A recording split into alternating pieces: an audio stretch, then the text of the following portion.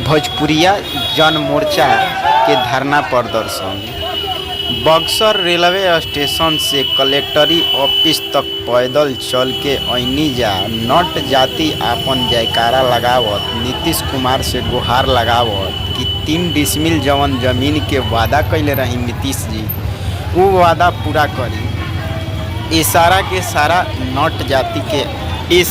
सारा नट जाति परिवार एवं गरीब परिवार के लोग हटे और इन्हीं लोग के नीतीश कुमार जी जवन वादा कइले रही कि हम नट जाति एवं गरीब परिवार के 3 डिसमिल जमीन देम और उन लोग के बसे के सहारा बनाई और साथ साथ में हर व्यवस्था करम, लेकिन नीतीश जी अभी तक ले नट जाति के ना 3 डिसमिल जमीन देले बानी, ना उन्हीं लोग के रहे के सुविधा बनैले बानी। तो एकरा के लेके इहनी लोग के कलेक्टरी ऑफिस पर देख सकतानी जा जे आके आपन धरना प्रदर्शन कइले बानी जा और बैठल बानी जा। और बैठल ऐसे बानी जा कि जौन नीतीश जी वादा कइले रही ओकरा के पूरा करी। जब इहनी लोग से पूछल गई कि का नइखे मिलत, इहनी लोग बताइनी जा कि हमनी के रहे के घर नइखे और नीतीश जी वोट से पहले वादा कइले रहे कि हम रउरा लोग के 3 डिसमिल जमीन देम।